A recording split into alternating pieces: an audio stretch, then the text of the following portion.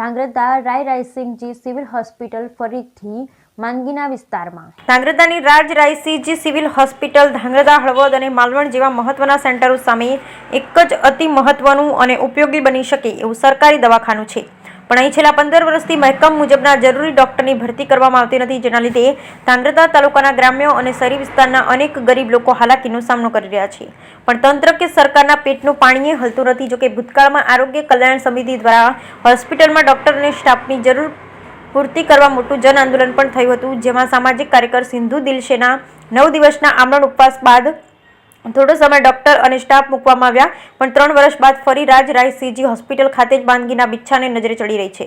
નાનામાં નાની તકલીફોમાં દર્દીને સુરેન્દ્રનગર રિફર કરવામાં આવ્યો છે. ત્યારે એક સમય ધાંગ્રધાના લોકલાડીલા પૂર્વ આરોગ્ય મંત્રી I.K. જાડેજા દ્વારા આ હોસ્પિટલને આપવામાં આવેલા કરોડોના આધુનિક ઉપકરણો તેના ઉપયોગ વિના ધૂળ ખાઈ રહ્યા છે. હમણાં હાલમાં જિલ્લા સંકલન સમિતિમાં ધાંગ્રધા હળવદના ધારાસભ્ય પ્રકાશભાઈ વરમોરાએ પણ ધાંગ્રધા તેમજ જિલ્લાની સરકારી હોસ્પિટલોમાં ડોક્ટરની ભરતી કરી આરોગ્ય સ્તર સુધારવા ખાસ વિનંતી કરી. ત્યારે છેલ્લા 5 મહિનાથી ધાંગ્રધા સરકારી હોસ્પિટલમાં ગાયનેક, પીડિયાટ્રિક, ઓર્થોપેડિક અને સર્જન જેવા મહત્વના ડોક્ટરોની ગેરહાજરીમાં વારંવાર મુશ્કેલીનો સામનો કરી રહ્યા છે, જેને લઈ ધાંગ્રધાના સામાજિક કાર્યકરો ફરી મેદાને પડ્યા હોવાનું હાલ નજરે ચડી રહ્યું છે. Bureau report Hitesh Rajpara, Dhrangadhra. મારું નામ હુસેનભાઈ મંડલી, સામાજિક કાર્યકર્તા. સરકારી હોસ્પિટલમાં અમે ઘણા સમયથી જોતા આવી છીએ. આજ દિન સુધી અમને કોઈ ડૉક્ટર સારા મળેલ નથી.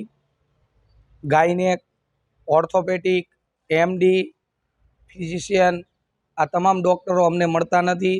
જે અમારે કચ્છથી ધાંગધ્રાનો રોડ અમને મળતો હોય, અવારનવાર અકસ્માત થતા હોય, એ અકસ્માતની અંદર કોઈ પણને અહીંયા ગવર્મેન્ટ હોસ્પિટલમાં અમારા ધાંગધ્રામાં લાવે છે તો એક જ વસ્તુ કહેવામાં આવે છે કે આને સુરેન્દ્રનગર શિવસા મેડિકલ કોલેજની અંદર રિફર કરો. અમારી પાસે કોઈ ડૉક્ટરની સુવિધા છે નહીં.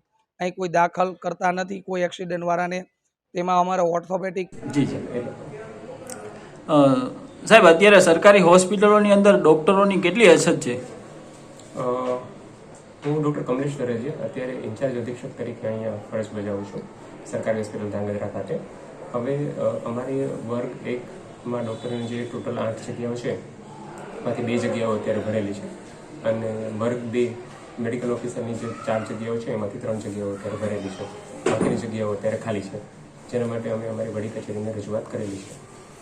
હાલ સર, પ્રસ્તુતિ કેસ માટે કોઈ ડૉક્ટરો છે કે નથી હોસ્પિટલમાં? પ્રસૂતિ કેસ માટેના અત્યારે જે ગાયનેકોલોજી સ્પેશિયાલિસ્ટ ડૉક્ટર હોય એ અત્યારે ડૉક્ટર હાલ ફરજ ઉપર કોઈ છે નહીં, જેની જાણ અમે અમારી વડી કચેરીને કરેલી છે, જેથી કરીને. મારું નામ Chandrakumar Roy, as a social worker.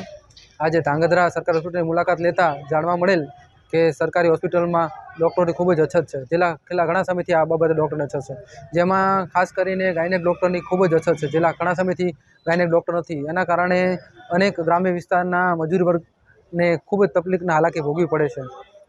એટલા માટે સરકારશ્રીને આ બાબતે અગાઉ આવેદનપત્રો ખૂબ જ આપવામાં આવેલા છે સામાજિક કાર્યકર્તા અને આગેવાન દ્વારા, પણ હજી સુધી કોઈ પ્રકારનો નિકાલ કરવામાં આવેલ નથી. સરકારશ્રીને અનુરોધ છે કે આ બાબતે તત્કાલીન ડૉક્ટરોની અછત પૂરી કરવામાં આવે અને સરકારી હોસ્પિટલના ડૉક્ટર પૂર્ણાવતી કરવામાં આવે. અને ધાંગધ્રા સરકારી હોસ્પિટલમાં ઓર્થોપેડિકની પણ ખૂબ જ અછત છે. કંઈ પણ નાનો એવો એક્સિડન્ટ થયો હોય, નાનો એવો ખર્ચ વાગ્યો તો રિફર કરવામાં આવે છે, અને પ્રાઇવેટ હોસ્પિટલમાં પણ ટ્રીટમેન્ટ લેવી પડતી હોય છે. એટલે સામાન્ય પરિવારના લોકો, ગરીબ પરિવારના લોકોને ખૂબ જ આ બાબતે હાલાકી ભોગવી પડે છે. અને આ બાબતે સંકલનની બેઠકમાં હમણાં જ ધારાસભ્યશ્રીએ પણ આ બાબતે જિલ્લા લેવલની બેઠક હોય છે, બેઠકમાં પણ ચર્ચા કરવામાં આવેલ કે ધાંગધ્રા હોસ્પિટલ તેમજ